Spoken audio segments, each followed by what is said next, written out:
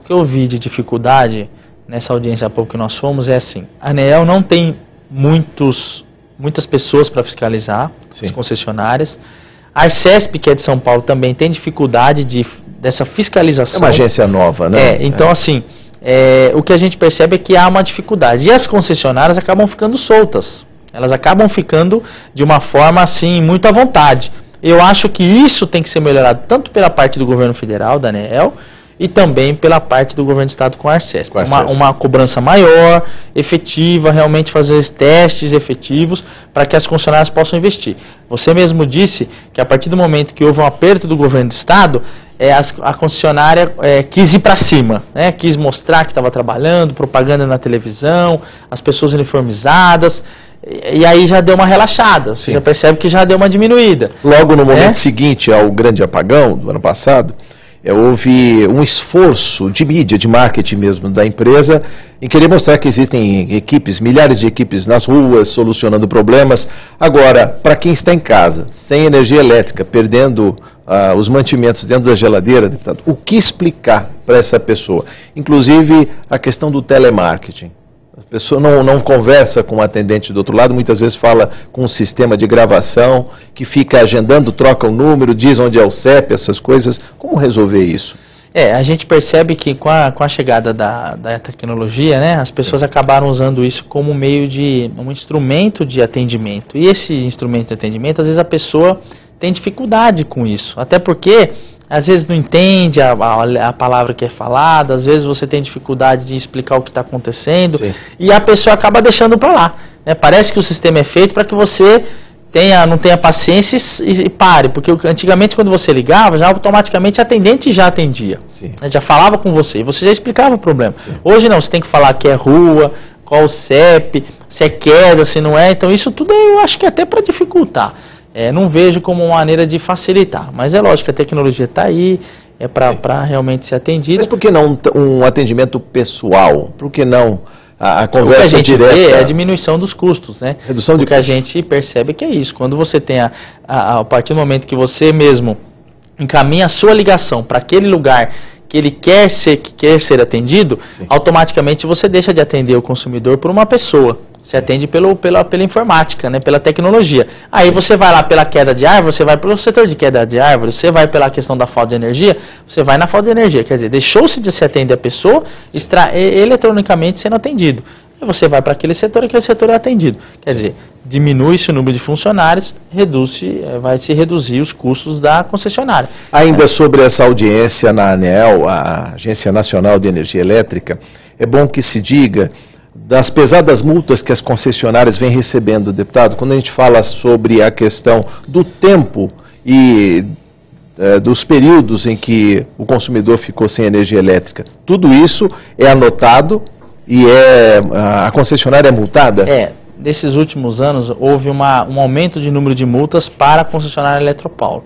Se não me engano, tem em torno de 35 milhões de reais em multas lá. Já foram pagos 1,5 milhão. Aí as outras multas estão sendo recorridas, com recursos. E assim, lógico, a concessionária vai tentar demonstrar que resolveu, que melhorou. Qual que é o problema, o grande maior problema?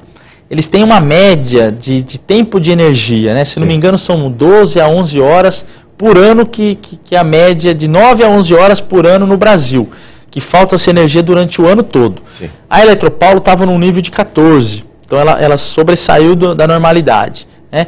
Existiu em alguns períodos um tempo que chegou a quase 19 horas em alguns lugares. Aí foram até expurgados alguns números de FEC, né? Que é o tempo que se fica... Essa média. FEC e o DEC. Em cima disso, eles acabam multando a concessionária. Mas assim, quem fiscaliza é a Arcesp, a ANEEL, naquele certo momento. Eles dizem que tem condições de fiscalizar mesmo depois do que aconteceu.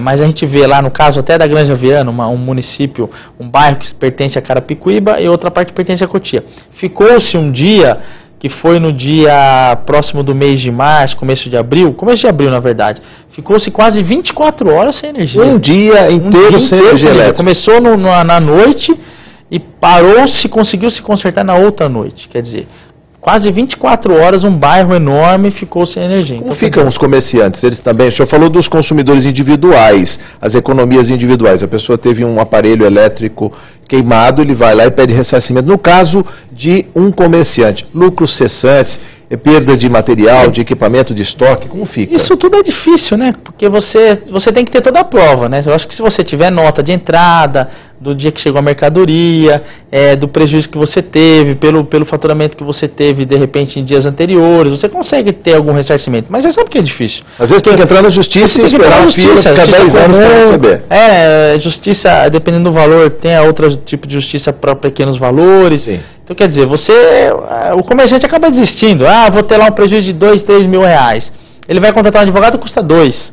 Então, não vou mexer com isso. Assimila o prejuízo. Quer dizer, deixa pra lá, né? Então, essas coisas realmente não podem acontecer. Por isso que a nossa briga, uma das principais brigas, é de que a Eletropaulo, a partir de um certo horário, de 2 horas sem falta de energia, ela comece a informar por meio de internet Sim. o tempo que vai voltar a energia, porque você consegue se programar. No site, de repente, dizendo, aquele morador que tem alguma coisa em casa que pode estragar, ele vai lá, compra um gelo, ou põe na geladeira de algum parente, ou aquele comerciante é a mesma coisa, de repente lá, sei lá, eu acho uma outra forma, coloca num isopor com gelo, e assim vai, né? Ou de repente aquele mais precavido tem lá um gerador, vai ligar o gerador, ou ter mais custo, existem aqueles precavidos aí que até alugam, compram geradores e deixam lá à disposição. A gente tem visto muito isso nos comércios de São Paulo.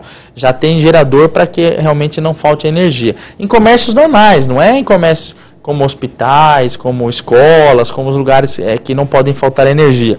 Em comércios normais você já vê isso. No site do metrô, por exemplo, se há algum tipo de intercorrência numa das linhas, o passageiro já pode ficar sabendo. Por que não as concessionárias de energia disponibilizarem no seu site os CEPs que estão com problema de falta de energia e o tempo que vai levar para religar? É uma das nossas brigas. A ANEEL até usou esse exemplo do bafômetro canosa. A Eletropaulo não vai gerar uma prova contra ela mesma, mas não é questão de prova. A questão que nós estamos brincando é com a vida dos consumidores, com as pessoas, com vidas das pessoas, né? Você tem aí até pessoas que estão acamadas em casa que dependem de aparelhos eletrônicos. Você precisa intensivamente desse Então, o que você tem que fazer? A partir de um certo momento, de 1 a 2 horas, você está sem energia, e a partir daquele momento você teve 1 ou 2, 3 reclamações daquela mesma localização, a Eletropaulo poderia ser obrigada a se colocar à disposição um tempo daquilo. Porque se a Eletropaulo manda uma equipe lá e mostra-se que realmente é um problema grave, qual é o tempo máximo de conserto? 5 horas? Então vamos colocar 5 horas. Sim. O tempo mínimo é de 2 a 5 horas, vamos colocar esse tempo para as pessoas se programarem.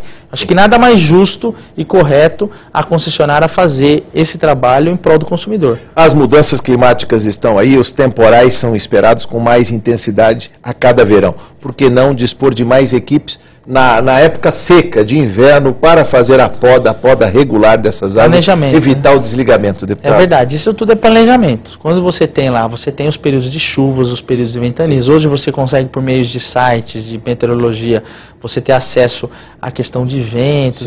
As pessoas prevê até com 5 dias aí. Os entendidos dessa área entendem bem. Sim. Eu acho que daria para ser feita alguma questão de planejamento, de prevenção. O que ocorre é sempre que realmente, depois é que acontece, é que as pessoas querem tomar providências rápidas, que aí realmente ficam muito mais difíceis e muito mais caras.